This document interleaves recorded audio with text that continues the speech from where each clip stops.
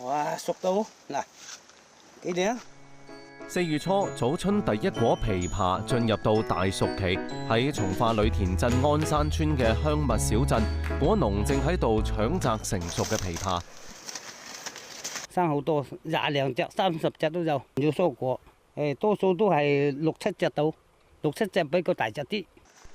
枇杷非常嬌貴，稍有碰撞呢就會破皮受損，所以喺採摘落嚟之後，果農會重新套袋運落山，再逐一分揀，避免影響品相。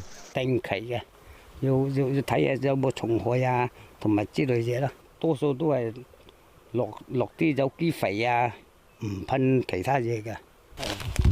哦，呢個唔係好熟。依家幾成啊？係得7成到。但係咧過得一個星期後啊，就熟啦。依家仲要唞翻去。今年係會比較大豐收嘅啊！我哋係種咗600畝，咁嗰幾咧係300噸嘅產量咯，應該會多差唔多一半咁啦。今年呢天氣咧比較吸力啲呵，即係落一陣雨又好天一陣，咁啊天係最利於水果嘅生長嘅，所以咧今年嘅產量會高啲嘅，品質都會好啲。枇杷分批成熟。預計採摘期可以持續到5月初，價錢喺每斤18到48蚊不等。金黃色嘅枇杷大隻咁，吸引咗唔少人嚟嘗鮮。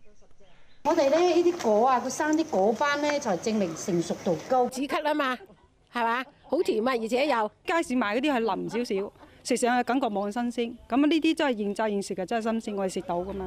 除咗鮮果銷售，有餐廳仲推出限時枇杷系列菜式，豐富遊客嘅味蕾享受。同時清明假期呢度仲有各種體驗活動等住大家。除咗摘果賞花之外咧，都有咬筍啦、摘艾葉、整艾翅啊，等遊客嚟親近大自然。